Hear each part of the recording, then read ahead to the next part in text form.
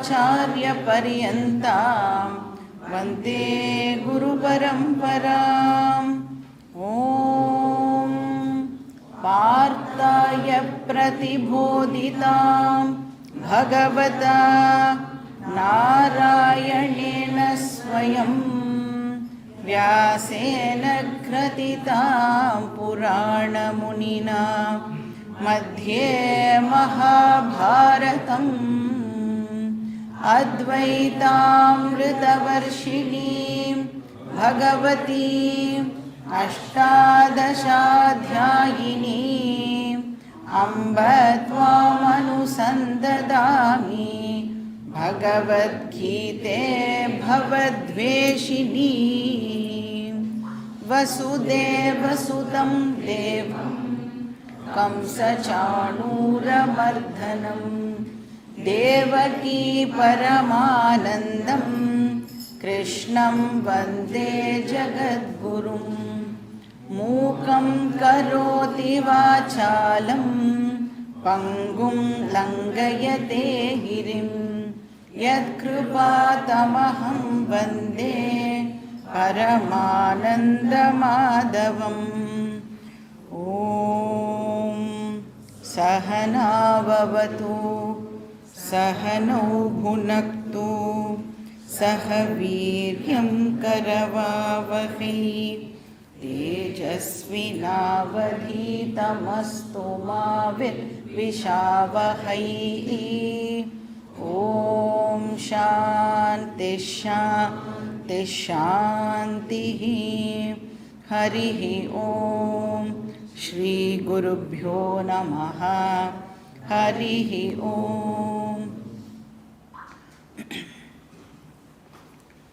கர்மயோகம் அப்படிங்கிற இந்த சாப்டரே ஏன் வந்தது அப்படின்னு பார்த்தா, அர்ஜுனனுக்கு ஒரு டவுட் இருந்ததுன்னு பார்த்தோம். ஸோ நான் கர்மயோகம் பண்ணணுமா இல்லைனா ஞான யோகம் பண்ணணுமா அப்படிங்கிற டவுட்டு அர்ஜுனனுக்கு ஏற்பட்டதுனால அதுக்கு ஆன்சர் பண்ணுற விதமாக தான் இந்த 3வது அத்தியாயத்தை நாம் பார்த்துட்டுருக்கோம்.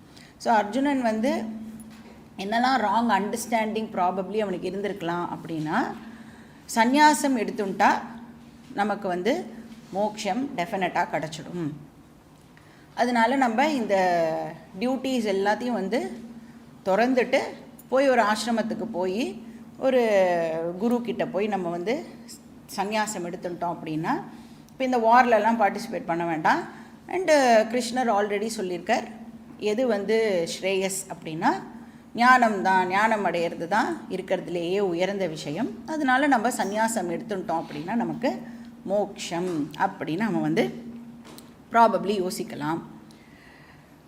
அதனால இப்போது கிருஷ்ணர் என்ன பண்ண வேண்டியதாக இருக்குது அப்படின்னா, வெறும் சந்நியாசம் எடுத்துக்கிறதுனால ஒருத்தருக்கு மோட்சம் கிடைக்கும் அப்படின்னு சொல்ல முடியாது. ஏன்னா அந்த சந்நியாசம் அப்படிங்கிறது எக்ஸ்டர்னல் விஷயம். இப்போ அந்த சந்நியாசம் அப்படிங்கிறது இன்டர்னலாக நமக்கு இருக்கணும் அப்படிங்கிறது தான் நமக்கு இங்கே சொல்லிகிட்டே வரார். அப்போது அந்த கர்மத்துடைய இம்பார்ட்டன்ஸை பற்றி சொல்லிவிட்டு, அந்த கர்மம் அப்படிங்கிறது நம்மளை பந்தப்படுத்தும் ரைட்டு, ஆனால் அந்த கர்மத்தையே ஒரு நேக்காக நாம் பண்ணோம் அப்படின்னு சொன்னால் அந்த பந்தப்படுத்துகிற கர்மமே நம்மளை பந்தத்திலேருந்து ஃப்ரீ பண்ணும் அப்படின்னு சொன்னேன். அப்போ எப்படி நான் அந்த கர்மத்தை பண்ணுறது அப்படின்னு அந்த கேள்வி வரும் பொழுது 8வது ஸ்லோகத்திலேருந்து ஆரம்பித்து நமக்கு கர்மயோகத்தினுடைய விஷயங்களை பற்றி கிருஷ்ணர் சொல்லிட்டு வர்றார். இப்போ 8வது ஸ்லோகத்தில் நியதம் குரு கர்மத்துவம் அப்படின்னு சொல்கிறார் இல்லையா. அப்போ அந்த நியதம் அப்படிங்கிற வார்த்தையை நாம் கமாண்ட்மெண்ட் அப்படின்னு பார்த்தோம். இப்போ நியத்தம்னா டெஃபினட்டாக நீ கர்மம் பண்ணணும். எப்படி பண்ணணும் அந்த கர்மாவைனா யோகமாக பண்ணணும்.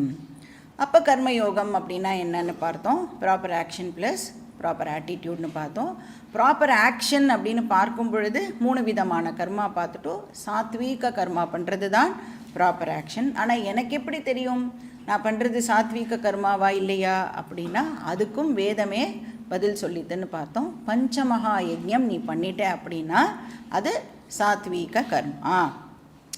இப்போ அந்த பஞ்சமகா யஜ்ஞத்தை நீனு டெஃபினட்டாக பண்ணியே ஆகணும் அப்படின்னு சொன்னார்.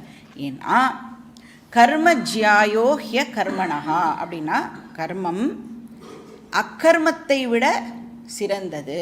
நீ ஆக்ஷன் பண்ணுறியே அது இன்ஆக்ஷனை காட்டிலும் சிறந்தது. ஏன் அப்படி அப்படின்னா ஷரீர யாத்ரா அப்படி. அப்போ இந்த லைஃப் மூவ் ஆகணும் இல்லையா? இந்த உடம்பு இருக்கிற வரைக்கும் நம்ம ஏதாவது பண்ணித்தான் ஆகணும். அதுக்கு நீ டெஃபினட்டாக ஏதாவது ஒரு ஆக்ஷனை பண்ணித்தான் ஆகணும். உன்னால் ந பிரசித்தியேத் அகர்மணஹா அப்படின்னு சொல்கிறார். உன்னால் அகர்மம் அப்படின்னா இன்ஆக்ஷனை உன்னால் இன்ஆக்டிவாக உன்னால் இருக்க முடியாது. ந பிரசித்தியேத்னா இட் இஸ் நாட் பாசிபிள் அப்படின்னு அர்த்தம். இன்ஆக்டிவாக உன்னால் இருக்க முடியாது. இந்த சரீரம் இருக்கிற வரைக்கும் நீ டெஃபினட்டாக எதையாவது பண்ணித்தான் ஆகணும். இப்போ எதையாவது பண்ணணும் அப்படிங்கிற இடத்துல அந்த கர்மத்தை நீ இப்போது யோகமாக பண்ணு. ஸோ ஃபஸ்ட்டே கமாண்ட்மெண்ட்டாக கொடுத்தார், ஆக்ஞா அப்படின்னு பார்த்தோம். அப்புறம் ஏன் எல்லாரையும் பயமுறுத்துகிற மாதிரி தான் சொல்லணும்னு அவசியம் இல்லை. நிறைய பேருக்கு மெச்சோர்டு மைண்ட் இருக்கும், அவளுக்கு யஜ்ஞாவா பண்ணு அப்படின்னு சொன்னார். ஏன்னா கர்மயோகம் அப்படிங்கிறது it's a way of life. So different ஆங்கிள்ஸில் அதை கிருஷ்ணர் நம்மளுக்கு ப்ரெசென்ட் பண்ணுறார். அப்போது கட்டளையாக பார்த்தோம் அப்படின்னா விஹித்த கர்மாவாக ஆயிடுறது. அதையே வர்ஷிப்பாக பார்த்தோம் அப்படின்னா, அதாவது பகவான் இதை எல்லாத்தையும் எனக்கு கொடுத்துருக்காரு, அப்போ பகவானுக்கு கிராட்டிடியூட் பண்ணுற விதமாக நான் எல்லா ஆக்ஷன்ஸையும் பார்த்தேன் அப்படின்னு சொன்னால் அதுவே இப்போது யஜ்ஞம். இல்லை அப்படிலாம் என்னால் பண்ண முடியாது அப்படின்னா அது இன்னொரு ஆங்கிள் என்ன சொன்னார், உன்னுடைய செல்ஃப் க்ரோத்துக்கு கூட நீ கர்மயோகத்தை பயன்படுத்தலாம். அதை ஒரு மீன்ஸாக நீ பயன்படுத்து. அதை என்ன பண்ணும், நம்மளுடைய மைண்டை ப்யூரிஃபை பண்ணும், சித்த சோதகம் அப்படின்னு பார்த்தோம். அப்புறம் கர்மயோகத்தை எப்படி பண்ணலாம் அப்படின்னா எல்லா லெவல்ஸ்லேயும் ஹார்மனியை மெயின்டைன் பண்ணுறதுக்கும் நீ கர்மயோகம் தான் பண்ணி ஆகணும். அதை தர்ம அப்படிங்கிற ஆங்கிளில் கிருஷ்ணர் ப்ரெசென்ட் பண்ணார். அப்போ இண்டிவிஜுவல் லெவலில் ஹார்மனி, ஃபேமிலி லெவலில் ஹார்மனி, சொசைட்டி லெவலில் ஹார்மனி, நேஷ்னல் லெவலில் ஹார்மனி, இன்டர்நேஷ்னல் லெவல்லையும் ஹார்மனி. அதை மெயின்டைன் பண்ணணும் அப்படின்னாலும் நீ கர்மயோகம் பண்ணித்தான் ஆகணும். ஸோ எந்த ஆங்கிள்லேருந்து நாம் கர்மயோகத்தை அப்ரிஷியேட் பண்ணுறோங்கிறது இம்பார்ட்டண்ட் இல்லை. ஆனால் கர்மயோகம் நாம் ஏதோ ஒரு வகையில் பண்ணியே ஆகணும். இப்போ 4 ஆங்கிள்ஸ் ப்ரெசென்ட் பண்ணியிருக்கார்ல, இதில் எந்த ஆங்கிள் நமக்கு நம்மளை ஈர்க்கிறது, நம்மளால் எதை அப்ரிஷியேட் பண்ண முடியறது அப்படின்னு பார்த்து அப்போ தெரிஞ்சிடும் நம்ம எந்த லெவலில் இருக்கோம் அப்படின்னு. ஸோ எது நம்மளுக்கு அப்பீலிங்காக இருக்கோ அதை எடுத்துட்டு நாம் கர்மயோகத்தை பண்ணணும். ஸோ இந்த டாபிக் 8வது ஸ்லோகத்துலேருந்து ஆரம்பித்து 20வது ஸ்லோகம் வரைக்கும் ஆக்சுவலாக இந்த டாபிக் ஆனது போகிறது. இன்ஃபேக்ட் 20வது ஸ்லோகத்துடைய ஃபஸ்ட்டு லைன் வரைக்கும் இந்த டாபிக் அப்படின்னு சொல்லலாம். இப்போ நம்ம 19th ஸ்லோகம் பார்த்துட்டு இருந்தோம் இல்லையா, தஸ்மாத் அசக்த சததம் காரியம் டியூட்டி இல்லை. டெஃபினட்டாக ஒரு அன்பிளசன்ட் டியூட்டி அப்படின்னு தான் சொல்லணும். இருந்தாலும் அது உன்னுடைய டியூட்டியாக இருக்கிறதுனால நீ அதை பண்ணியே ஆகணும். அப்போ நம்ம எல்லாருக்கும் என்னென்ன டியூட்டி அந்தந்த ஆசிரமத்தில் இருக்கோ அதை நாம் டெஃபினட்டாக ஃபாலோ பண்ணணும். அதுதான் இந்த ஸ்லோகத்துடைய மெசேஜ். நெக்ஸ்ட் ஸ்லோகா படிக்கலாம். ஸ்லோகா நம்பர் 20. கர்மணைவ ஹி சம்சித்திம் ஆஸ்திதா ஜனகாதயः லோகசங்கிரஹமேவாபி சம்பஷ்யன் கர்த்துமர்ஹசி.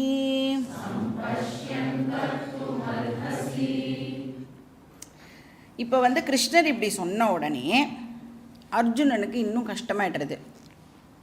இப்போ கான்ஃபிடென்ஸ் இல்லாத மாதிரி ஆயிடுறது அர்ஜுனனுக்கு. இப்போ ஜென்ரலாகவே நம்ம எல்லாருக்கும் என்ன ஒரு தாட் இருக்கும் அப்படின்னா, இந்த ஃபேமிலியிலேயே இருந்துட்டு இப்போது கிருஷ்ணருடைய அட்வைஸ் என்ன அர்ஜுனனுக்கு, நீ கிரகஸ்தாசிரமத்திலேயே கண்டினியூ பண்ணிண்டு கர்மயோகம்லாம் பண்ணி இப்படி பியூரிஃபிகேஷன் அடைஞ்சு பேரலாக இந்த ஞான விஷயங்களை கேட்டு ஞானம் அடையணும். இதுதான் வந்து கிருஷ்ணர் சொல்லியிருக்கார். இப்போ அவனுக்கு இன்னும் டெஃபினட்டாக டவுட்டு இன்க்ரீஸ் ஆகிறது. எப்படி ஒரு பர்சன் ஃபேமிலியிலேயே இருந்துட்டு இந்த ஞான விஷயங்களை எல்லாம் கேட்டு தெரிஞ்சுக்கிறது? ஏன்னா ஃபேமிலி அப்படின்னு சொல்லிட்டாலே நிறைய ரெஸ்பான்சிபிலிட்டிஸ் நமக்கு இருக்கும் இல்லையா? அதுவும் அந்த கடமைகள் இந்த அலைகள் ஓய்வதில்லை மாதிரி நமக்கு கடமைகள் ஓய்வதே இல்லை, மாற்றி மாற்றி ஏதோ ஒன்று வந்துட்டே இருக்கும். அப்படி இருக்கிற சமயத்தில் இந்த மாதிரி மோட்சமெல்லாம் நமக்கு ஃபர்ஸ்ட் ஆஃப் ஆல் சாத்தியப்படுமா? யாருக்கு? ஒரு ஃபேமிலி பர்சனுக்கு இதெல்லாம் நடக்கிற காரியமா? கிரகஸ்தாசிரமத்தில் இருக்கிறவாளுக்கு மோட்சம் இம்பாசிபிள் இப்படின்னு நமக்கு ஜென்ரலாக ஒரு தாட் வரத்துக்கான சான்ஸ் இருக்குது. அதனால என்ன நினைக்கிறோம், அதனால் இப்போ மோட்சம்லாம் வேணும்னா எல்லாத்தையும் விட்டுட்டு சந்நியாசம் எடுத்துட்டு ஒரு ஆசிரமத்தில் போய் இருந்தால் தான் நமக்கு இந்த மோட்சம் அப்படிங்கிற விஷயம் பாசிபிள் இப்படின்னு நம்ம எல்லாருக்கும் ஒரு ஸ்டான்ச் ஒப்பீனியனை நாம் ஃபார்ம் பண்ணி வச்சுருக்கோம். அர்ஜுனனுக்கும் இப்போது இது ப்ராப்ளம் இல்லையா? கிருஷ்ணர் வேறு சொல்லிட்டார், நீ இங்கே தான் இருக்கணும் அப்படின்னு. இன்ஃபேக்ட் அர்ஜுனனுடைய கேஸ் இன்னுமே ரொம்ப மோசம். இப்போ நமக்குன்னா நம்மளுடைய ஃபேமிலி மட்டும்தான். அர்ஜுனனுக்கு அவன் ரூலர்ல. அப்போ அந்த கிங்டமில் எத்தனை ஃபேமிலி இருக்கோ அத்தனை ஃபேமிலியும் அவனுடைய ஃபேமிலியாக இப்போ அவன் பார்க்கணும். அந்த காலத்தில் ராஜாலாம் அப்படி தான் இருந்தா. எவ்வளோ பிரஜை இருக்காளோ அவள் எல்லாரையும் தன்னுடைய ஃபேமிலி மெம்பராக பாவிச்சு தான் அவளுக்கு நல்ல விஷயங்களை எல்லாம் பண்ணான். அப்போ ஒரு ராஜா அப்படின்னா இப்போ சொல்லணும் அப்படின்னா ஒரு பிரைம் மினிஸ்டர், இப்போ நம்மளோட prime minister Gita class attend பண்ணணும் அப்படின்னா எப்படி இருக்கும்? பாசிபிளா அது? ஏன்னா அவருக்கு எவ்வளோ விஷயங்கள் பேக்ரவுண்டில் ஓடிண்டே இருக்கும். நிறைய ப்ராஜெக்ட்ஸ் இருக்கும், நிறைய நலத்திட்டங்கள். இப்போ சென்னை வெள்ளத்துக்கு கிராண்ட் பண்ணலாமா வேண்டாமா, அதுக்கு ஆய்வுக்கு அனுப்பணும், மினிஸ்டர் போகணும் வரணும், இந்த மாதிரி நிறைய விஷயங்கள் பேக்ரவுண்டில் ஓடின்னு இருக்கும் பொழுது அவரால் எப்படி உட்காந்து கீதா கிளாஸ் கேட்க முடியும் அப்படின்னு கிருஷ்ணர் சொல்கிறார். அவராலேயே முடியும்னா நம்மளாலேயே முடியாது. ஒரு கண்ட்ரியுடைய பிரைம் மினிஸ்டர்னால முடியும் அப்படின்னா ஒரு ஆஃப்டர் ஆல் ஒரே ஒரு ஃபேமிலி, மிஞ்சி போனால் 4 பேர் 5 பேர், நம்மளால் ஏன் முடியாது? அப்போது ஒரு கிரகஸ்தாசிரமத்தில் இருந்துண்டு இது மாதிரி சாஸ்திரம் படித்து டெஃபினட்டாக மோட்சம் அடைய முடியும் அப்படிங்கிறத ரொம்ப ரொம்ப கிளியராக இந்த ஸ்லோகம் மூலமாக பகவான் நமக்கு எடுத்து சொல்கிறார். இப்போ முன்னாடி சொன்ன மாதிரி இந்த ஆசிரமங்கள்லாம் இருக்கு இல்லையா, கிரகஸ்தாசிரமம், சந்நியாச ஆசிரமம், எந்த ஆசிரமத்தை எடுத்துட்டாலும் அதுக்குன்னு ப்ளஸ் பாயிண்ட் இருக்கும், அதுக்குன்னு மைனஸ் பாயிண்ட்டும் டெஃபினட்டாக இருக்கும். இக்கரைக்கு அக்கறை பச்சை. இப்போ கிரகஸ்தா சந்நியாசி இந்த 2 பேரில் யார் கொஞ்சம் அட்வான்டேஜியஸ் பொசிஷனில் இருக்கா? கிரகஸ்தாவா சந்நியாசியா? ஜஸ்ட் காமன் சென்ஸ் தான், ரொம்பலாம் யோசிக்கவே வேண்டாம். கண்டிப்பாக கிரகஸ்தா தான் அட்வான்டேஜியஸ் பொசிஷனில் இருக்கா. ஏன்? இப்போ கிரகஸ்தா நினச்சா சந்நியாசாசிரமத்துக்கு போகலாம் இதை விட்டுட்டு. ஆனால் ஆல்ரெடி சந்நியாச ஆசிரமத்தில் இருக்கிறவாளால் திருப்பியும் கிரகஸ்த ஆசிரமத்துக்கு வர முடியாது. அதனால தான் சந்நியாச ஆசிரமம் 1 வே அப்படின்னு சொல்லுவாள். போயாச்சுன்னா திருப்பியும் வர முடியாது. அதாவது சந்நியாசத்துக்கே சந்நியாசம் கொடுக்க முடியுமானா அது மாதிரி பண்ண முடியாது. அப்போ ஒவ்வொரு ஆசிரமத்துக்கும் ப்ளஸ்ஸும் உண்டு மைனஸும் உண்டு. அதை நம்மளுக்கு ஹேண்டில் பண்ண தெரிஞ்சிடுது அப்படின்னு சொன்னால் நத்திங் லைக் தட். இப்போ நம்ம ஆசிரமம் அப்படின்னு சொன்னால் ஜென்ரலாக நீங்கள் என்ன நினச்சிப்பீள்? சந்நியாசிகள் தங்குற இடம் ஆசிரமம் இல்லை, தப்பு அப்படிங்கிறது வேதம். நீ தங்கறையே அந்த இடமே கூட இப்போ இருக்கிறது இல்லை, நம்ம எல்லாரும் அவளுடைய பிளேஸில் தங்குறோமே அது கூட ஆசிரமம் தான். அதனால தான் என்ன பேர்? கிரகஸ்த ஆசிரமம், பிரம்மச்சரிய ஆசிரமம், வானப்பிரஸ்த ஆசிரமம். ஆனால் கிரகஸ்த ஆசிரமம் அப்படின்னு சொன்னால் நம்மளோட வீடு இருக்குல்ல, நம்மளோட வீட்டையே நாம் வந்து ஆசிரமமாக வச்சுக்கணும். ஆனால் நாமெல்லாம் எப்பேற்பட்டவா? ஆசிரமத்தையே வீடாக கன்வெர்ட் பண்ணுற அளவுக்கு நமக்கெல்லாம் பேராற்றல் இருக்குது. நிவத்திய ராகசிய கிரகம் தபோவனம். அட்டாச்மெண்ட்டோடு இருந்தேன்னா அது வீடு. டிட்டாச்மெண்ட்டோடு இருந்தால் நாம் இருக்கிற இடமே ஆசிரமம். அது என்ன சொல்லுவா? தண்ணி போட்டு தண்ணியில் இருக்கணும், தண்ணி போட்டுக்குள்ளே இருக்கக்கூடாது அப்படின்னு எங்களுடைய குருநாதர் அடிக்கடி எங்களுக்கு சொல்லிகிட்டே இருப்பார். நீ ஃபேமிலியில் இருக்கணும், ஃபேமிலி உனக்குள்ளே இருக்கக்கூடாது அப்படின்னு சொல்லுவார். அப்போ தான் நாம் இருக்கிற இடம் வந்து ஆசிரமமாக இருக்கும். அப்போ எங்கே நம்ம வசிக்கிறோமோ அந்த வீட்டில் இருந்துட்டே நாம் வந்து மோட்சத்தை அடையலாம். அப்போ நாட்டை ஆள்றவா கூட அவள் பெரிய பெரிய பொறுப்புகள்லாம் அவளுக்கு இருந்தால் கூட அவளால் வந்து மோட்சம் அடைய முடியும் அப்படின்னு இங்கே வந்து கிருஷ்ணர் சொல்கிறார். அதுக்கு வந்து என்ன எக்ஸாம்பிள் கொடுக்குறார் அப்படின்னா, ஒரு ரூலர், ஒரு கிங்டமை ரூல் பண்ணுற ஒரு ராஜாவையே வந்து இங்கே நமக்கு வந்து எக்ஸாம்பிளாக கொடுக்குறார். அதுவும் அவரே சொந்தமாக கொடுக்குறாரானா உபனிஷத்தில் மென்ஷன் பண்ணப்பட்டிருக்கு, அதையே எடுத்து நமக்கு இங்கே கொடுக்குறார். யார் அந்த ராஜானா? ஜனக மகாராஜா. ஜனகாதய அப்படின்னு இருக்கு பார்த்தீங்களா? ஜனக ஆதயன எக்ஸெட்ரா அப்படின்னு அர்த்தம். ஸோ ஜனக மகாராஜாவை இங்கே ஒரு எக்ஸாம்பிளாக கொடுக்குறார். இது எந்த உபனிஷத்தில் வருது அப்படின்னா பிருஹதாரண்யக உபனிஷத் அப்படின்னு ஒரு உபனிஷத் இருக்குது. அங்கே வந்து நிறைய சாப்டர்ஸ் இருக்குது. பிராமணம் அப்படின்னு பேர். அங்கே வந்து எப்படி இருக்கும்னா எல்லாமே டயலாக் ஃபார்மேட்டில் இருக்கும் இல்லையா? சம்வாத தான் உபனிஷத்தில் ஜென்ரலி பார்த்தோம்னா டீச்சர் ஸ்டூடெண்ட் சம்வாதம் இருக்கும். இங்கே வந்து நிறைய ராஜா அப்புறம் நிறையா ஸ்டூடெண்ட்ஸ் சம்வாதம் வந்து அங்கங்கே நிறைய பிராமணங்களில் வந்து இந்த உபநிஷத்தில் நம்மளால் பார்க்க முடியும்.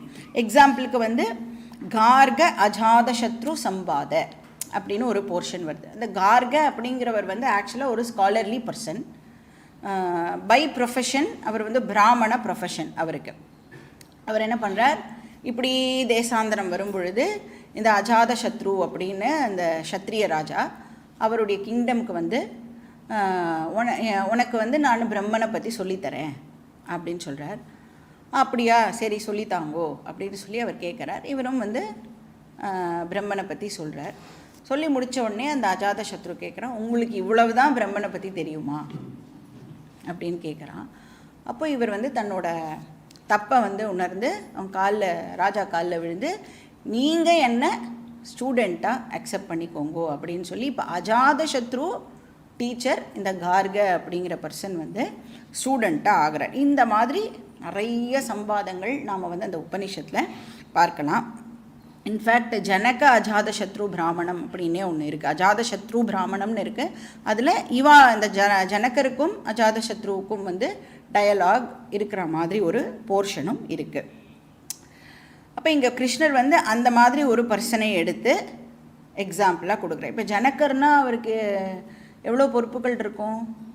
இப்போ எப்படி தசரத சக்கரவர்த்தியோ அதே மாதிரி தான் ஜனக மகாராஜா. அவருக்கும் ஒரு பெரிய கிங்டம் இருந்திருக்கும், பெரிய பெரிய பொறுப்புகள்லாம் இருந்திருக்கும்.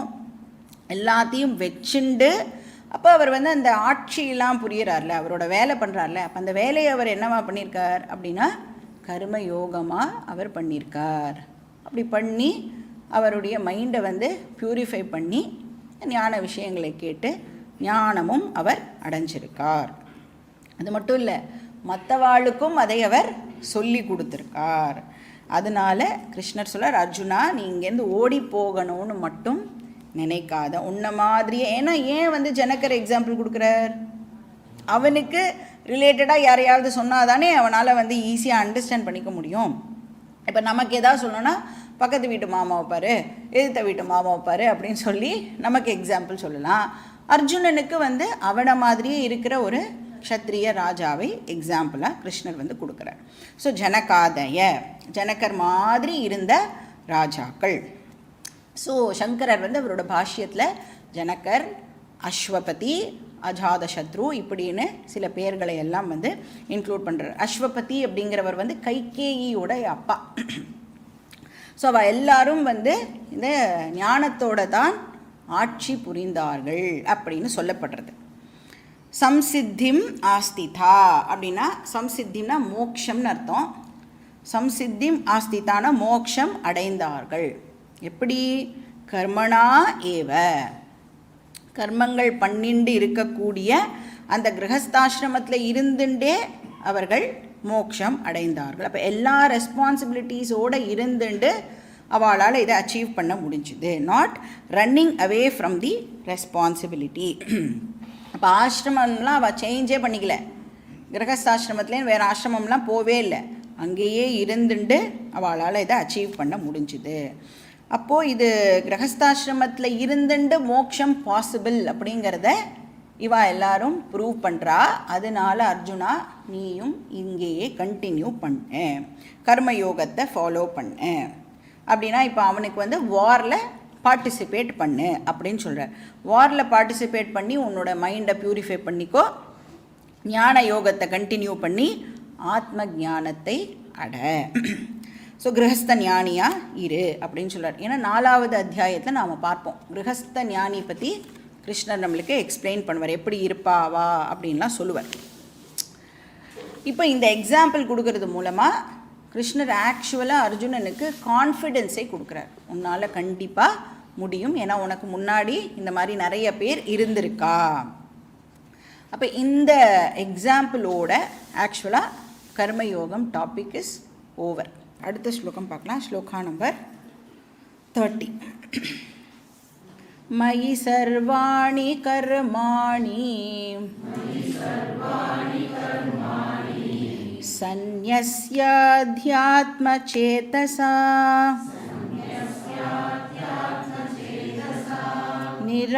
நிராஷீர்நிர்மமோ பூத்வா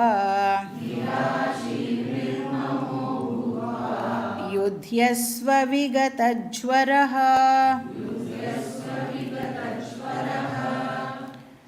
இப்போ வந்து இந்த ஸ்லோகத்தில் திருப்பியும் கிருஷ்ணர் வந்து கர்மயோகம் டாப்பிக்குக்கே வரார்.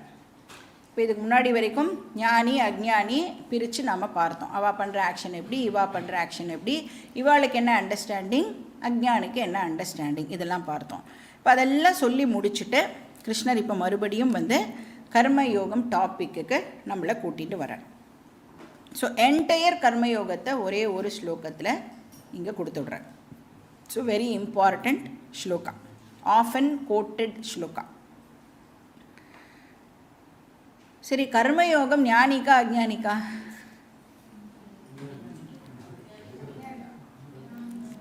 கர்மயோகம் வந்து அஜ்ஞானி தான் பண்ணணும். கரெக்ட். அர்ஜுனன் ஞானியா அஜ்ஞானியா? கரெக்டாக, அது மட்டும் அப்படியே. அப்போ அர்ஜுனன் அஜ்ஞானிங்கிற காரணத்தினால மறுபடியும் கிருஷ்ணர் வந்து இந்த கர்மயோகம் டாப்பிக்கை அவன்கிட்ட வந்து எடுத்து சொல்கிறார். ஏன்னா டியூட்டியை அவன் இப்போ பர்ஃபார்ம் பண்ணி ஆகணும். ஸோ அந்த கர்மயோகத்தை இங்கே 5 விதமான டிசிப்ளினாக பிரித்து கிருஷ்ணர் வந்து எக்ஸ்பிளைன் பண்ணுறார். இப்போ ஒரு கர்மயோகி அப்படிங்கிறவர் 5 ரூல்ஸை ஃபாலோ பண்ணணும் கூட சொல்லலாம். ஸோ என்னது அப்படின்னா, இப்போ நம்ம வார்த்தைகளெல்லாம் வந்து நம்மளுடைய வசதிக்கு ஏற்ற மாதிரி ரீஅரேஞ்ச் பண்ணிக்கலாம். ஃபஸ்ட்டு வந்து என்ன பார்க்கலான்னா, அத்தியாத்ம சேதசா, ஃபஸ்ட்டு லைனில் இருக்கிற லாஸ்ட் வேர்ட். அத்தியாத்ம சேதசா அப்படின்னு சொன்னால் விவேக புத்தி அப்படின்னு அர்த்தம். ஒரு கர்மயோகிக்கு இருக்க வேண்டிய முதல் கண்டிஷன் என்ன அப்படின்னா விவேகம், பகுத்து அறிதல். என்ன அறிவு இருக்கணும்? என் வாழ்க்கையுடைய பிரைமரி கோல் நித்திய வஸ்து, என்னுடைய வாழ்க்கையுடைய பிரைமரி கோல் மோக்ஷம் அப்படின்னு அந்த பகுத்தறிவு இருக்கணும். ஏன்னா என்ன தெரிஞ்சிருக்கணும், இந்த லைஃபே, இந்த மனுஷ ஜென்மா எனக்கு கொடுக்கப்பட்டிருக்கே, அதுவே எப்போ மீனிங்ஃபுல்லாக ஆகும் அப்படின்னா மோக்ஷம் அடைஞ்சால் மட்டுமே அது மீனிங்ஃபுல்லாக ஆகும். மோக்ஷம்தான் பிரைமரி கோல் அப்படின்னு தெரிஞ்சிருக்கணும். ஆத்மானம் விதித்வா அஸ்மத் லோகாத் பிரைத்தி சக பிராமணஹா. யார் பிராமணன் அப்படின்னு கேட்டால், யார் தன்னுடைய லைஃபுடைய கோல் மோட்சம்னு தெரிஞ்சு அதுக்காக தன்னுடைய வாழ்க்கையை செலவிடுறானோ அவனே பிராமணன். இப்போ செல்ஃப் நாலேஜுக்காக யார் ஸ்பெண்ட் பண்ணுறாளோ அவள் எல்லாருமே பிராமணா அப்படின்னு பிருகதாரண்யக்கு உபனிஷத் சொல்கிறது. அப்படி யார் பண்ணலையோ அவளுக்கு என்ன பேர்? கிருபணஹா அப்படின்னு பேர். செல்ஃப் நாலேஜுக்காக நான் என் லைஃப்பை டெடிகேட் பண்ணினா எனக்கு பேர் பிராமணா. அந்த மாதிரி இல்லாமல் பாக்கி பேர் நிறைய பேர் இருக்கால்ல, அவளுக்கு பேர் கிருபணஹா அப்படின்னு பேர். இப்போ நம்ம லைஃப் எப்போ அர்த்தமுள்ளதாக ஆகிறது அப்படின்னா மோட்சத்துக்காக நாம் அதை பயன்படுத்தினால் மட்டுமே அது மீனிங்ஃபுல்லாக ஆகிறது. அப்போ தர்ம அர்த்த காமெல்லாம் டோட்டலாக விட்டுடணுமானா டோட்டலாலாம் யாரும் விட சொல்லலை, ஆனால் அதை செகண்டரியாக வச்சுக்கணும். இப்போ இந்த தர்மாலாம் இருந்தால் தான் கிளாஸுக்கே வர முடியும். புண்ணியம் இருந்தால் தான் இந்த விஷயங்கள் எல்லாம் நமக்கு காதுலேயே விழும். அஃப்கோர்ஸ் அர்த்தாவும் வேணும், அப்போ தான் கேம்புக்கெல்லாம் நம்மளால் வர முடியும் இல்லையா? அப்போ அதுவும் வேணும், ஆனால் அது செகண்டரி. ஸோ அத்தியாத்ம சேத்தசகான கோல் கிளியராக இருக்கணும். மோட்சம்தான் என்னுடைய பிரைமரி கோல் அப்படின்னு தெரிஞ்சிருக்கணும். ரெண்டாவது சந்நியஸ்ய மயி சர்வாணி கர்மாணி சந்நியஸ்ய. ஜென்ரலாக சந்நியஸ்ய அப்படின்னா என்னென்னு அண்டர்ஸ்டாண்ட் பண்ணிப்போம். சந்நியாசம் அப்படின்னு சொன்னாலே ட்ராப்பிங், ரினன்சியேஷன், எல்லாத்தையும் துறக்கிறது அப்படின்னு அர்த்தம் பண்ணிப்போம் இல்லையா? ஆனால் இந்த இடத்துல அந்த மீனிங் கிடையாது. இங்கே என்னது அப்படின்னா டெடிகேட் பண்ணுறதுன்னு அர்த்தம், அர்ப்பணம் பண்ணுறது. இப்போ யாருக்கு அர்ப்பணம் பண்ணணும்? மயி அப்படின்றார் கிருஷ்ணர். சர்வாணி கர்மாணி மயி சந்நியஸ்ய. மயினா என்கிட்ட அப்படின்னு அர்த்தம். அப்போ கிருஷ்ணர் என்கிட்ட அப்படின்னு சொல்கிறார் இல்லையா? அப்போது யாருக்குன்னு அண்டர்ஸ்டாண்ட் பண்ணிக்கணும், பகவானுக்கு அதை நாம் அர்ப்பணம் பண்ணணும். அதுதான் நாம் கர்மயோகம்னு சொல்கிறோம் இல்லையா? ஆட்டிடியூட் போர்ஷனில் ஈஸ்வர அர்ப்பணம் அப்படின்னு ஆல்ரெடி நாம் பார்த்தோம். ஈஸ்வர அர்ப்பண புத்தி அப்படின்னா நம்ம பண்ணுற எல்லா ஆக்ஷன்ஸையும் இப்போது யஜ்ஞாவாக கன்வெர்ட் பண்ணணும், வர்ஷிப்பாக கன்வெர்ட் பண்ணணும். யத் யத் கரோமி தத்தகிலம் சம்போ தவ ஆராதனம். நான் என்ன ஆக்ஷன் பண்ணாலும் அது எல்லாமே உன்னை பூஜிக்கிற மாதிரியான ஆக்ஷன்ஸ் தான். சாப்பிட்றது கூட பூஜா தான். ஏன்னா வயத்தில் யார் இருக்கா? டைம் ஆகிடுத்து. வைஸ்வானர அக்னி. பாக்கி பேருக்கு வேணா, அதாவது பாக்கி நிறைய ரிலீஜியன்ஸ்லாம் இருக்குல்ல, அவளுக்கெலாம் வேணால் ஒன் காட் அப்படின்னு சொல்லலாம். ஆனால் நமக்கு ஒன்லி காட், மெனி காட்ஸ் இல்லை, ஒன்லி காட். என்ன எழுதி வச்சுருக்க வெளியில்? All that is here is ஈஸ்வரா. இருக்கிறது எல்லாம் ஈஸ்வரா. அப்போ நம்ம என்ன ஆக்ஷன் பண்ணாலும் யார்கிட்ட போகும்? அது ஈஸ்வரா கிட்ட தான் அது போகும். அதனுடைய ரிசல்ட்டு ஈஸ்வரா கிட்டே இருந்து பிரசாதமாக தான் நமக்கு வரும். ஸோ ஈஸ்வர ஆராதனாவாக பண்ணு. ஸோ ரெண்டாவது கண்டிஷன் ஈஸ்வர அர்ப்பண புத்தி அப்படின்னா ஒர்க்கையே இப்போ என்னவா மாற்றணும்? நம்ம வர்ஷிப்பாக மாற்றணும். என்ன ஒர்க்கு பண்ணாலும் அதை வர்ஷிப்பாக மாற்றணும். இப்போ பகவானை நான் ரொம்ப வேல்யூ பண்ணுறேன் அப்படின்னு சொன்னால் கண்டிப்பாக என்கிட்ட எவ்வளோ பெஸ்ட்டாக என்னால் பண்ண முடியுமோ அதை தான் நான் பகவானுக்கு ஆஃபர் பண்ணுவேன் இல்லையா? அப்போ நான் பண்ணுற எல்லா ஆக்ஷன்ஸையும் இப்போ வர்ஷிப்பாக மாற்றணும், ஹோல் ஹார்ட்டடாக பண்ணணும். மூணாவது நிராஷிஹி. நிராஷிஹி அப்படின்னு சொன்னால் யார் தன்னுடைய ரிசல்ட்டை பற்றி கவலையே படலையோ. ஆஷா அப்படின்னா கன்சர்ன் அர்த்தம். நிராஷி அப்படின்னு சொன்னால் கன்சர்ன் இல்லாதவா. எதை பற்றின கன்சர்ன் இல்லாதவா? தான் பண்ணின ஆக்ஷனுக்கு என்ன ரிசல்ட் வரப்போகுது அப்படிங்கிற அங்கலாய்ப்பெல்லாம் இல்லாத ஒரு பர்சன்.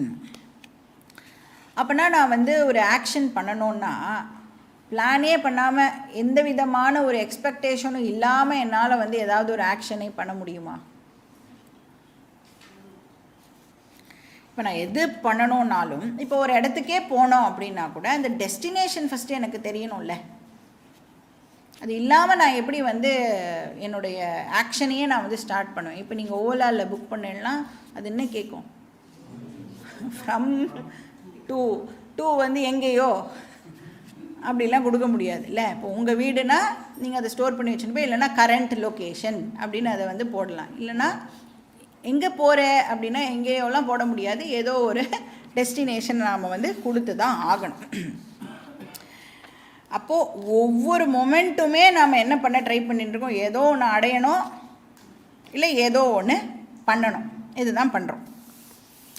அப்போனா கண்டிப்பாக வந்து அந்த ரிசல்ட் வந்து நம்மளுக்கு ஒரு விஷயமாக தான் இருக்கும். இப்போ இங்கே கிருஷ்ணர் என்ன சொல்கிறார் அப்படின்னா, நீ என்ன ரிசல்ட் வரணுங்கிறத பிளான் பண்ணக்கூடாதுன்னு நான் சொல்லவே இல்லைன்னு சொல்கிறேன். பிளானிங்கை நான் கிரிட்டிசைஸ் பண்ணவே இல்லை. ஆனால் பிளான் கூட சேர்த்து நீ இன்னொரு விஷயமும் பண்ணுறியே. என்ன பண்ணுறோம்? கவலைப்படுறியே, அதை பண்ணாதே அப்படின்னு சொல்கிறேன். இப்போ பிளான் பண்ணணும் அப்படின்னா இப்போ எப்படி இந்த வேலையெல்லாம் பண்ணுறது அப்படிலாம் நம்ம வந்து இந்த ப்ராசஸ் எல்லாம் போட்டு அந்த ஆக்ஷன் எல்லாம் பண்ணி பண்ணுறோம். பிளான் பண்ணணும், இம்ப்ளிமெண்ட்டும் பண்ணிடணும். அதுக்கப்புறம் என்ன பண்ணணும்? பகவான் கிட்ட விட்டுடணும். பிளான் பண்ணுறதுங்கிறது ஒரு விஷயம், கவலைப்படுறது அப்படிங்கிறது இன்னொரு விஷயம். நம்ம ஆல்ரெடி பார்த்துருக்கோம், பிளானிங் வேறு, வரியிங் வேறு. ஏன்னா பிளானிங் இருக்குல்ல, அது வந்து ஒரு டெலிப்ரேட் ஆக்ஷன். நான் டிசைட் பண்ணுறேன், ஒரு பர்டிகுலர் டைமில் உட்காந்துட்டு இன்றைக்கி நான் இந்த வேலையெல்லாம் பண்ணணும், இன்றைக்கி நான் இந்த வேலை பண்ணேன்னா அதனோட தொடர்ச்சியாக 2 நாள் கழித்து இன்னொரு ஆக்ஷனை நான் பண்ணணும். இப்படி எல்லாம் நான் உட்காந்து டெலிபரேட்டாக வில்ஃபுல்லாக நான் வந்து ஒரு பிளான் அப்படிங்கிறத போடுறேன். இப்போ வந்து அந்த பிளானையே பண்ணலாமா வேண்டாமான்னு கூட நான் பிளான் பண்ணலாம் இல்லையா? பிளான் பண்ணலாம், பிளான் பண்ணாமலும் இருக்கலாம். ஆனால் இந்த கவலைப்படுறது இருக்கே, அதை வந்து இன்றைக்கி கார்த்தால சப்போஸ் 5:30 மணிக்கு நான் எழுந்துட்டேன்னா 5:40க்கு நான் யூஎஸில் இருக்கிற என்னுடைய பொண்ணை பற்றி கவலைப்படுவேன். அப்புறம் ஒரு 6:05க்கு, அவ்வளோ நேரம் தான் என்னால் டைம் ஒதுக்க முடியும், ஃபஸ்ட்டு பொண்ணுல அவ்வளோதான் டைம். அப்புறம் 6:05க்கு ஆஸ்திரேலியாவில் இருக்கிற என்னுடைய 2வது பொண்ணை பற்றி நான் கவலைப்படுவேன். இப்படின்னு நம்ம பிளான் போட்டு கவலைப்பட முடியுமா? அது டெலிபரேட்டாக நடக்கிற விஷயம் இல்லை. அப்போ கவலை அப்படிங்கிறது எனக்கே தெரியாமல் நேச்சுரலாக வருது. பிளானிங் வந்து எஃபிஷியண்ட் ஆக்கிறது, நம்மளை எப்படி வந்து அந்த வேலையை இன்னும் நன்னா பண்ணலாம் அப்படின்னு எஃபிஷியன்சியே கொண்டு வருது. ஆனால் கவலை, ஏன்னா பிளான் பண்ணும் பொழுது ஃப்யூச்சரில் என்ன நடக்க போகுதுங்கிறத யோசித்து பண்ணுறோம். ஆனால் கவலைங்கிறது always brooding over the past. ஏன் கவலை வருது? அப்படி பண்ணிட்டா, இப்படி பண்ணிட்டா, இனிமே எப்படி இருக்க போகிறாளோ, நான் சொல்கிற பேச்சை கேட்குறதே இல்லை, நான் எவ்வளோ வாட்டி சொல்லிட்டேன், ஃபோனே பண்ணுறதில்ல, வாட்ஸ்அப்பே பண்ணுறதில்ல, இப்படி எல்லாம் வந்து நாம் பாதி நேரம் பாஸ்ட்டு, அது ஆல்ரெடி முடிஞ்சே போச்சு, அதை இனிமேல் நம்மளால் ஒன்றுமே பண்ண முடியாது. அப்போ கவலைப்படுறதுனால என்ன ஆகுறது? இன்எஃபிஷியண்ட்டாக நம்மளை அது ஆக்குறது. இப்போ வேதாந்தம் என்றைக்குமே நம்மளை பிளான் பண்ணாதுன்னு சொல்லவே சொல்லாது. நல்லா பிளான் பண்ணு, ஆனால் கவலைப்படாதே. இப்போ நிராஷி அப்படின்னா கவலையை விட்டவன். பியூட்டிஃபுல்லாக பிளான்லாம் பண்ணுவான், ஆனால் என்ன ரிசல்ட் வரப்போகிறது அப்படிங்கிறத பற்றி அவன் கவலைப்படவே மாட்டான். இப்போ நாம் சொல்லலாம், எனக்கு மட்டும் என்ன ஆசையான்னு கவலைப்படணும்னு. நான் இப்படி சும்மா இப்படி உட்காந்தா அது மாட்டுக்கு, இப்போ எங்கே இருக்கோம்? மஞ்சக்குடியில் இருக்கோம். ஆனால் மனசு இப்போ எங்கெங்கெல்லாம் போயிட்டு வருது. இல்லை, நம்மளோட வீடெல்லாம் ஒரு வாட்டி சுற்றிட்டு அப்புறம் யார் யாரெல்லாம் எங்கெங்கெல்லாம் இருக்காளோ அவளோட இடத்துக்கெல்லாம் இப்படியே வந்து ஒரு விசிட் பண்ணிட்டு வருதுல்ல. நம்ம என்ன ஆசையாக படுறோம் அப்படிலாம் நம்ம வந்து மனசு வந்து போகணும் அப்படின்னு கவலை பாட்டுக்கு பீரிட்டுன்னு வருது. நான் சும்மா தான் இருக்கேன், எனக்கு ஒன்றும் கவலைப்படணுன்ற இன்ட்ரெஸ்ட்லாம் இல்லை. அப்போ ஏன் கவலை ஃபர்ஸ்ட் ஆஃப் ஆல் வருதுன்னு நமக்கு தெரியணும். ஏன் கவலை வருது? நமக்கு நம்மளுடைய எதிர்காலத்தை ஃபேஸ் பண்ணுறதுக்கான தைரியம் இல்லாததுனால மனசில் கவலை ஏற்படுறது. நம்மளுடைய மென்டல் வீக்னஸ் அது, பலகீனம். மைண்டுக்கு வந்து ஸ்ட்ரென்த் இல்லை. எது நடந்தாலும் ஈஸ்வர பிரசாதமாக எடுத்துக்கிறதுக்கு நான் தயாராக இல்லாத காரணத்தினால மைண்டு வந்து இப்போது கவலைப்பட ஆரம்பிக்கிறது. நாம் மட்டும் நம்மளோட மைண்டை ஸ்ட்ராங் ஆக்கிட்டோம் அப்படின்னு சொன்னால் நீங்கள் ட்ரை பண்ணி பாருங்க, உங்களால் கவலையே பட முடியாது. யாராவது சொல்லணும், ஏய் கவலைப்படு படு இப்படி இருக்கியே அப்படின்னு வந்து நம்மளை கேட்கணும். அந்த மாதிரி ஆகிடும் நம்மளோட மைண்ட். அப்போ மைண்டை வந்து நாம் ஸ்ட்ரெங்தன் பண்ணணும். ஸோ நிராஷிஹி, மென்டல் ப்ரிப்பேர்ட்னஸ். நெக்ஸ்ட்டு வந்து நிர்மம. நிர்மமனா மமக்காரம் இல்லாமல் இருக்கிறது. மமக்காரம் அப்படின்னா, இப்போ சப்போஸ் ஜென்ரலாக வந்து ஏதோ ஒரு வேலை பண்ணி சக்ஸஸ்ஃபுல்லாக எடுத்துன்னு வச்சுக்கோங்க. அப்போ நம்மளோட டெண்டன்சி எப்படி இருக்கும்? நான் தான் பண்ணேன், எவ்வளோ சூப்பராக பண்ணேன் தெரியுமா, அதில் இவ்வளோ கஷ்டங்கள்லாம் இருந்தது, அதெல்லாம் மீறி நான் வந்து இப்போ அதை சக்ஸஸ்ஃபுல்லாக முடிச்சிருக்கேன். சப்போஸ் ஃபெயில் ஆச்சுன்னா என்ன? அப்போ கூட மைண்ட் என்ன தேடும்? யார் பிடிக்கலையோ அவளை கொண்டு வந்து நிறுத்தி அவளால் தான் இந்த விஷயம் வந்து எனக்கு ஃபெயில் ஆச்சு அப்படின்னு பழியை தூக்கி போடுவோம்ல. கிருஷ்ணர் இங்கே என்ன சொல்கிறார்? சக்ஸஸ் வந்தால் அதை நீ கிளைம் பண்ணாதேன்னு சொல்கிறார். என்னோடது, என்னால் தான் இது நடந்ததுன்னு கிளைம் பண்ணாது. அதுக்கு நம்மளுக்கு ரீசனும் தெரியும். ஏன் கிளைம் பண்ணக்கூடாது? எக்ஸாக்ட்லி. இப்போ வந்து நான் ஒரு ஆக்ஷன் பண்ணி அதுக்கு வந்து அது சக்ஸஸ்ஃபுல்லாக ஒரு ரிசல்ட்டை கொடுத்துருது அப்படின்னு சொன்னால் நான் போடுற எஃபர்ட் வெறும் ஒரே ஒரு ஃபேக்டர் தான். அதை தவிர பாக்கி நிறைய ஃபேக்டர்ஸ் அதில் இன்வால்வ் ஆகியிருக்கு. மேனேஜ்மெண்ட் லாங்குவேஜில் சொல்லணுன்னா ஹிடன் வேரியபிள்ஸ் வந்து நிறைய இருக்கிறதுனால நம்மளால் ஒரு நாளைக்கும் என்னால் தான் இது சக்ஸஸ்ஃபுல்லாக ஆச்சுன்னு கிளைம் பண்ணவே முடியாது. அப்போ அதனால தான் அந்த ஹிடன் வேரியபிள்ஸை பகவான் அப்படின்னு சொல்லிடுறோம், தெய்வம் அப்படின்னு சொல்கிறோம். இப்போ இங்கே கிருஷ்ணர் சொல்கிறார், சக்ஸஸை என்னால் தான் நடந்ததுன்னு நீனு கிளைம் பண்ணாதே. அப்போ என்ன சொல்லணும்? பகவானுடைய அனுகிரகத்தினால எனக்கு வந்து இப்போது இந்த சக்ஸஸ் கிடச்சிருக்கு, பகவானுடைய கிருப்பையினால் எனக்கு இது கிடச்சிருக்கு. அதுக்கு பேர் நிர்மமஹா. அப்போ ஒரு கர்மயோகினா இப்படிலாம் இருக்கணும். அப்போ தான் அவனை வந்து நம்ம கர்மயோகி அப்படின்னே சொல்ல முடியும். Humility is very very important. ஹம்பிளாக இல்லைன்னா இந்த நாலெட்ஜ் நமக்குள்ளே வந்து போகவே போகாது. இந்த நாலெட்ஜுக்கு ரொம்ப ரொம்ப பேசிக்காக தேவையான வேல்யூ வந்து ஹியூமிலிட்டி, பணிவு முதல்ல இருக்கணும். அஞ்சாவது ஃபேக்டர் வந்து விகத ஜுவரஹா. ஸோ ஒரு ஞானிக்கும் அஜ்ஞானிக்கும் கர்மா பண்ணுறதுல என்ன வித்தியாசம் அப்படிங்கிறத நாம் வந்து பார்த்துட்டு, இப்போ கிருஷ்ணர் வந்து மறுபடியும் கர்மயோக டீச்சிங்கை சம்மரைஸ் பண்ணுறார் அப்படின்னு சொல்லலாம். ஏன்னா வந்து இந்த சாப்டரே வந்து இன்னும் கொஞ்சம் நேரத்தில் முடிய போகிறது. ஸோ கர்மயோகத்தில் ஆரம்பித்தார், கர்மயோகத்தை இப்போது சம்மரைஸ் பண்ணுறார். ஸோ அந்த என்டையர் கர்மயோகத்தை இப்போது ஒரே ஒரு ஸ்லோகத்திலேயே ஃபுல்லாக நமக்கு ப்ரெசென்ட் பண்ணுறார். இப்போ அதில் வந்து 5 கண்டிஷன்ஸ் இருக்குது அப்படின்னு பார்த்தோம். ஃபஸ்ட்டு கண்டிஷன் வந்து அத்தியாத்ம சேதசா. அப்போ அதுதான் வந்து ஒரு கர்மயோகிக்கு இருக்க வேண்டிய ஃபஸ்ட்டு கண்டிஷன். என்னது அது அத்தியாத்ம சேதசா அப்படின்னா? விவேகம். எனக்கு வந்து என்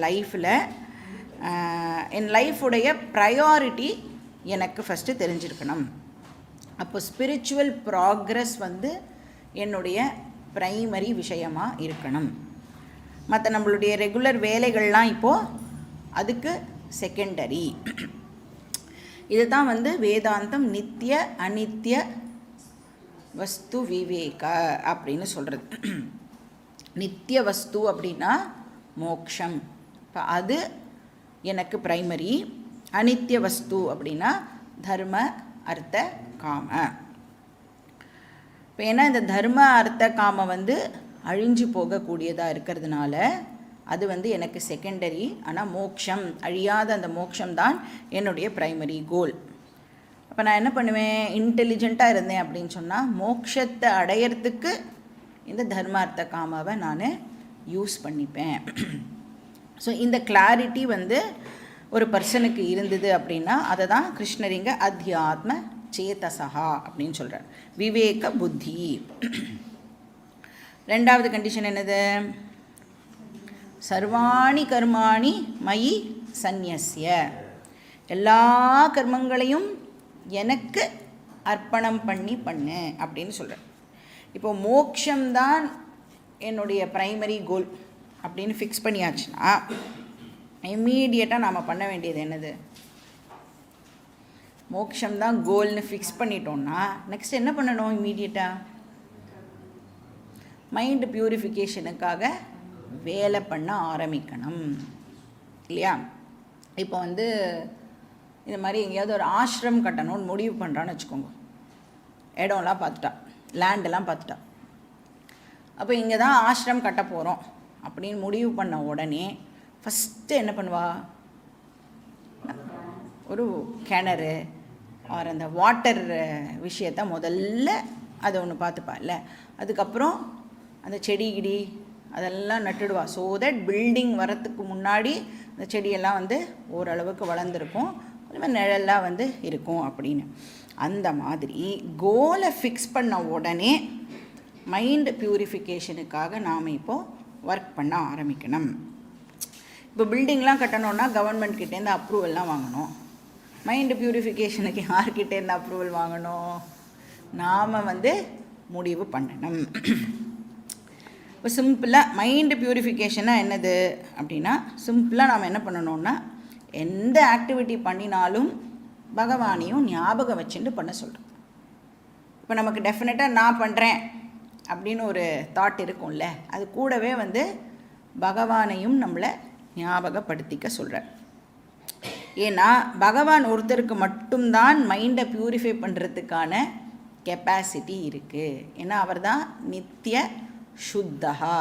பாக்கி எதை நாம் வேர்ல்டில் எடுத்துட்டாலும் அதெல்லாம் அசுத்தமாக இருக்குது. இப்போ பகவானுக்கு மட்டும்தான் அந்த பியூரிஃபை பண்ணுறதுக்கான கெப்பாசிட்டி இருக்குது. இப்போ பகவானோடு நாம் வந்து அசோசியேஷனை ஜாஸ்திப்படுத்திக்கணும். அது எப்படி பண்ணுறது, பகவானோட எப்பயுமே அசோசியேட்டடாக இருக்கணும்னா என்ன பண்ணுறது, என்னெல்லாம் வேலை பண்ணுறேனோ அதில் எல்லாம் பகவானையும் நாம் ஞாபகப்படுத்திட்டு பண்ணினோன்னா பகவானோட அசோசியேஷன் இன்க்ரீஸ் ஆகும்.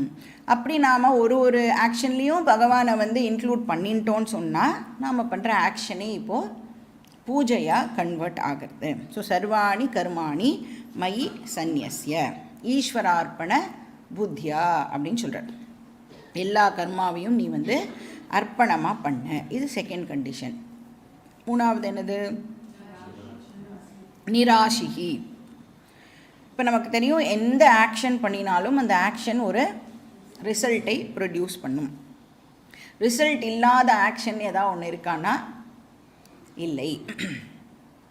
இதில் என்ன ஒரே ஒரு சிக்கல் அப்படின்னா, எந்த ஆக்ஷனுக்கு எந்த ரிசல்ட் வரும் அப்படின்னு நமக்கு தெரியாது. அந்த அன்பிரெடிக்டபிலிட்டி இருக்குது. இப்போ நாளைக்கு என்ன நடக்கும் அப்படின்னு நமக்கு தெரியாது. இப்போ சில சிச்சுவேஷன்லாம் எப்படி இருக்கும்னா ரொம்ப ஷாக்கிங்காக கூட நமக்கு ஏதாவது சிச்சுவேஷன்ஸ் ஏற்படலாம். அப்போது இந்த கர்மயோகி எப்படி அந்த ரிசல்ட்டை ரிசீவ் பண்ணணும், அதுதான் அந்த நிராசிகி.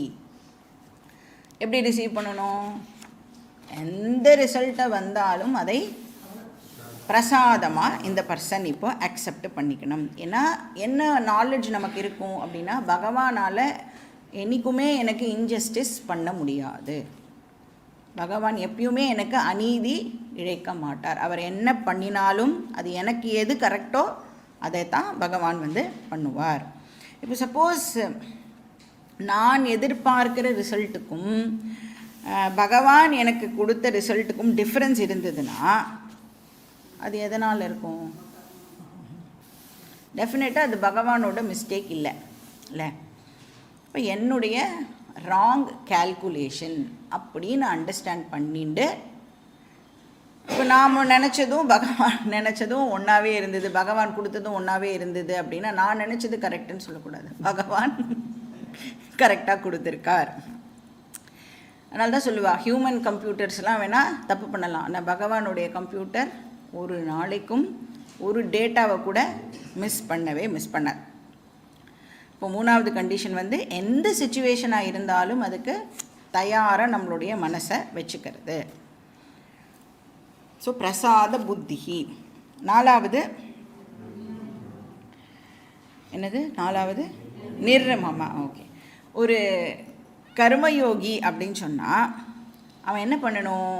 தான் பண்ணுற ஆக்ஷன் சப்போஸ் தெரியாமல் சக்ஸஸ்ஃபுல்லாக ஆகிடுது அப்படின்னு சொன்னால் அந்த சக்ஸஸை என்னோடது அப்படின்னு அவன் வந்து சொல்லிக்கக்கூடாது. அவர் என்னால் தான் இது சக்ஸஸ் ஆச்சு அப்படின்னு அவன் வந்து சொல்லக்கூடாது. ஏன்னா நமக்கு தெரியும் 10% வேணால் நம்மளோட எஃபர்ட் இருக்கலாம், பாக்கி 90% வேறு எவ்வளவோ ஃபேக்டர்ஸ் வந்து அதில் இன்வால்வ் ஆகியிருக்கு. ஸோ அதனால் வந்து அவன் அந்த சக்ஸஸை அவனுக்கு அட்ரிபியூட் பண்ணிக்கக்கூடாது. ஸோ இதுக்கு பேர் வந்து நிர்மம அப்படின்னு பார்த்தோம். ஸோ நிர்மம அப்படின்னு சொன்னால் ஹம்பிளாக இருக்கிறது, வினயத்தோடு இருக்கிறது, அமானித்துவம் அப்படின்னு பேர் அதுக்கு. சொல்லுவார் கிருஷ்ணர் பின்னாடி, அதனுடைய இம்பார்ட்டன்ஸ் எல்லாம் சொல்லுவார். அப்போ அதுக்காக நம்மளுடைய பங்களிப்பு இல்லவே இல்லையானா இருக்குது, ஆனால் there are so many other factors. அதனால் சக்ஸஸை இன்னொருத்தருன்னு எடுத்துக்காதேன்னு இங்கே சொல்கிறேன். ஸோ 4 ஃபேக்டர்ஸ் ஆகிடுதா? இப்போ 5ஆவது பார்க்கணும் இல்லை? ஸோ 4 என்னது? ஃபஸ்ட்டு வந்து விவேக புத்தி, ஈஸ்வரார்ப்பண புத்தி, பிரசாத புத்தி, அப்புறம் மமத்வ அபாவஹா அப்படின்னு சொல்லலாம், இல்லைன்னா நிர்மமத்வம். இப்போ 5ஆவது ஃபேக்டர் என்ன அப்படின்னா, இந்த நிர்மம அப்படிங்கிறது என்னன்னா, நான் பண்ணேன்னு சொல்லிக்கலாம், ஆனால் என்ன சொல்லணும்? கமா போட்டு ஈஸ்வர அனுகிரகத்தோடு எனக்கு இது கிடச்சிது அப்படின்னு அந்த சென்டென்ஸை கம்ப்ளீட் பண்ணணும். என்னோட மட்டும் முடிச்சுடாமல் பகவானையும் நாம் வந்து அங்கே இன்க்ளூட் பண்ணிக்கணும். இப்போ 5ஆவது ஃபேக்டர் வந்து இந்த 4ம் நம்மக்கிட்ட இருந்தது அப்படின்னு சொன்னால் 5ஆவது நேச்சுரலாக நமக்கு வந்துடும் அப்படின்னு கிருஷ்ணர் இங்கே சொல்கிறார். ஆட்டோமேட்டிக்காக இருக்கும். விகத ஜ்வரஹா. ஜ்வரஹானா என்னது? ஜ்வரஹா அப்படிங்கிற வேர்டு எது மாதிரி இருக்குது? ஜுரம் மாதிரி இருக்கா? ஜுரம் தான். ஜுரம்னா ஃபீவர்னு சொல்கிறோம்ல, அதாவது நம்மளுடைய ஃபிசிக்கல் பாடி வந்து சரியில்லாமல் இருந்ததுன்னா அதை வந்து ஃபீவர் அப்படின்னு சொல்கிறோம். அது மாதிரி நம்மளுடைய மனசு சரியில்லாமல் போச்சுன்னா அதையும் ஜுவரஹா, மானச ஜுவரம். நமக்கு தெரிஞ்சது காயிக ஜுவரம், சாஸ்திரம் நமக்கு சொல்லி கொடுக்கறது மானச ஜுவரம்னு ஒன்று இருக்குது. அது என்னது மானச ஜுவரம்? ஸ்ட்ரெஸ்ஸு, ஸ்ட்ரெயின், டென்ஷன், கவலை, அதெல்லாம் என்னது? அதெல்லாம் மானச ஜுவரம். சொல்லுவோம்ல, கோபம் அப்படியே எனக்கு தலைக்கு ஏறுறது, என்னோடய மண்டையெல்லாம் இப்போ சூடாகிறது அப்படிலாம் சொல்கிறோம்ல. அப்படின்னா என்ன அர்த்தம்? மனசுக்கு ஜுவரம் வந்துடுத்தோ அப்படின்னு அர்த்தம். Mental fever. இப்போது உடம்போட ஃபீவர்னால் அதை வந்து மெஷர் பண்ணுறதுக்கு தெர்மோமீட்டர் இருக்குது. மனசோட ஃபீவரை எப்படி மெஷர் பண்ணுறது? அதை எப்படி எக்ஸ்ப்ரெஸ் பண்ணுவோம்? எக்ஸ்ப்ரெஷனை வச்சு மனசுக்கு வந்து ஃபீவர் இருக்கா இல்லையா அப்படின்னு கண்டுபிடிச்சிடலாம். அந்த டென்ஷனாகவே இருந்தோம் அப்படின்னா, இல்லை கோவமாகவே இருக்கிறது, ஸ்ட்ரெஸ்ட் அவுட்டாகவே இருக்கிறது, இப்படிலாம் இருந்தால் மனசில் ஜுரம் இருக்குது அப்படின்னு அண்டர்ஸ்டாண்ட் பண்ணிக்கலாம். ஜுவரஹானா ப்ராப்ளம், விகத ஜுவரஹா அப்படின்னா அது இல்லாமல் இருக்கிறது. விகத ஜுவரஹானா ஜுவரம் இல்லாமல் இருக்கிறது.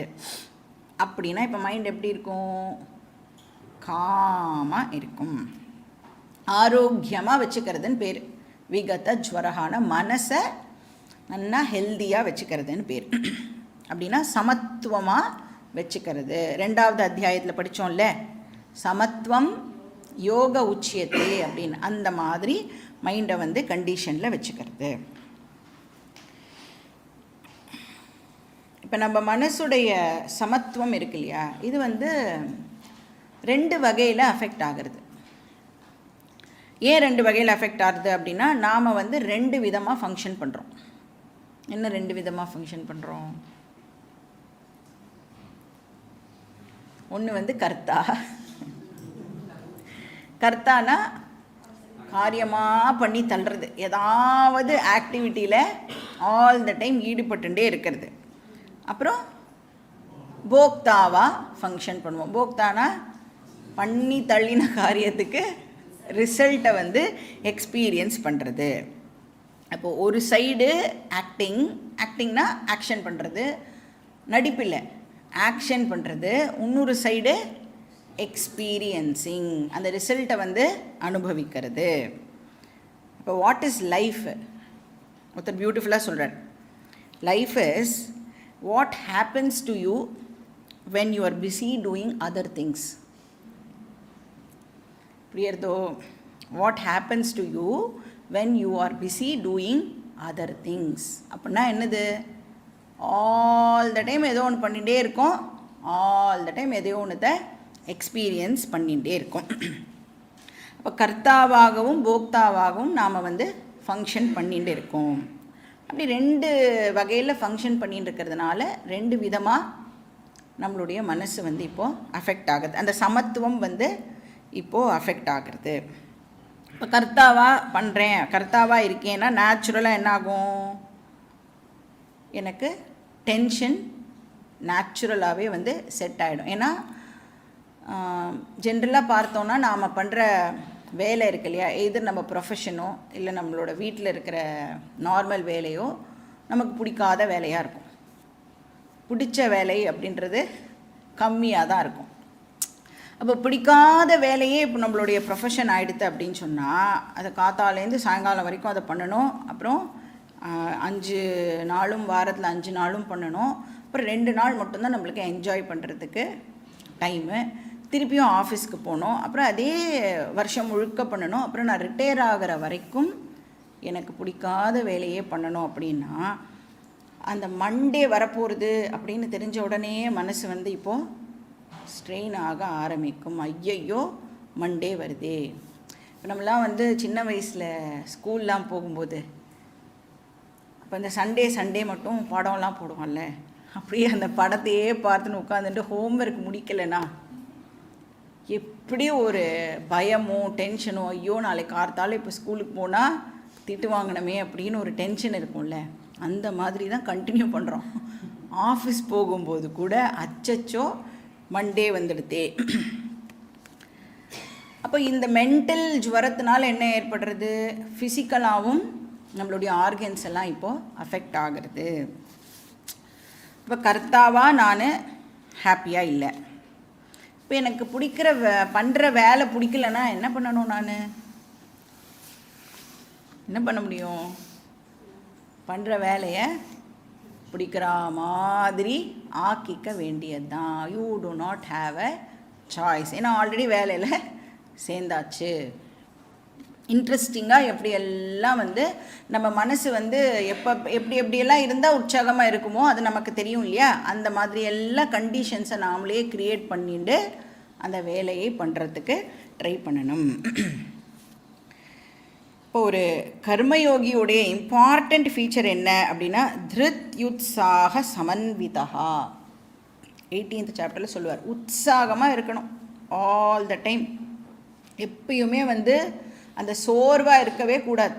அச்சோ பண்ணணுமே அப்படின்னு மட்டும் இருக்கவே கூடாது. அப்படி அந்த மாதிரி தோணித்தினாலே இமீடியட்டாக நம்ம வந்து அந்த தாட்லேருந்து வெளியில் வரத்துக்கு ட்ரை பண்ணணும். என்ன பண்ணினா என்னோடய மைண்டு வந்து மறுபடியும் உற்சாகம் ஆகுங்கிறத கண்டுபிடிச்சி அந்த மாதிரி மறுபடியும் அதை கொண்டு வரணும். ஸோ எந்தூசியாஸ்டிக்காக இருந்தாலே பாதி டென்ஷன் வந்து நம்மளுக்கு போயிடும். அப்போ பண்ணுறத என்ஜாய் பண்ணிட்டோம்னா ஈக்வானிமிட்டி நேச்சுரலாக நம்மளுக்கு வந்துடும். நெக்ஸ்ட்டு வந்து போக்தாவாகவும் நான் கஷ்டம்தான் படுறேன். ஏன்னா ஆங்ஸைட்டி எனக்கு ஆல் த டைம் இருந்துகிட்டே இருக்குது. எனக்கு வந்து இந்த மாதிரி எக்ஸ்பீரியன்ஸ் தான் வேணும் அப்படின்னு ஒரு எக்ஸ்பெக்டேஷன் இருக்குது. இந்த மாதிரியெல்லாம் எனக்கு நடக்கக்கூடாது அப்படின்னும் நான் வந்து எதிர்பார்க்குறேன். இப்போ இது நடக்கக்கூடாது அப்படின்னு வந்து ஒரு ரெசிஸ்டன்ஸ் இருந்தது அப்படின்னா நான் என்ன பண்ணுவேன், நேச்சுரலாக என்னை சுற்றி இருக்கிறவாளை எல்லாம் குறை சொல்கிறதுக்கு ஆரம்பிப்பேன். இன்ஃபேக்ட் பகவானை கூட விட்டு வைக்க மாட்டேன் இல்லையா, பகவானை வந்து திட்டுவேன். ஏன் வந்து எனக்கு இந்த மாதிரியே எப்போ பாரு நடக்கிறது அப்படின்னு. அப்போ போக்தாவாக எப்போ ஈக்வானிமிட்டி பாசிபிள் ஆகும், எப்படி நான் வந்து சமத்துவத்தை மெயின்டைன் பண்ண முடியும்? என்ன ரிசல்ட் வந்தாலும் பகவானுடைய பிரசாதமாக நான் எடுத்துட்டால் மட்டுமே என்னால் வந்து சமத்துவத்தை மெயின்டைன் பண்ண முடியும். அப்போ அதையும் வந்து நான் அப்படியே எடுத்துக்கணும்னா அதுக்கும் அறிவு இருக்கணும். ஏன்னா நான் பண்ணுறது பகவானுக்கு தான் போகிறது, அதனால் அதனுடைய ரிசல்ட்டை பகவான் தான் எனக்கு கொடுக்குறார். பகவான்கிட்டேருந்து எது வந்தாலும் அது பிரசாதம். அவரால் வந்து எனக்கு இன்ஜஸ்டிஸ் பண்ண முடியாது. இப்போ எனக்கு கஷ்டமான அனுபவம் வந்தால் அது கூட என்னது, ஈஸ்வர பிரசாதம். இப்போ நம்ம வந்து சொல்லலாம், உனக்கு ஏற்படுற கஷ்ட நஷ்டத்தெல்லாம் நீ வந்து பகவானுடைய பிரசாதமாக எடுத்துக்கோ அப்படின்னு சொல்கிறது ஈஸி. ஆனால் அதை அனுபவிக்கிறவாளுக்கு தானே அதனுடைய கஷ்டம் தெரியும். அப்படின்னு நீங்கள் கேட்டீங்கன்னா அதுக்கும் சாஸ்திரம் என்ன சொல்கிறதுன்னா, அதுக்கும் நீ பகவான்கிட்ட தான் போகணுன்னு சொல்கிறது.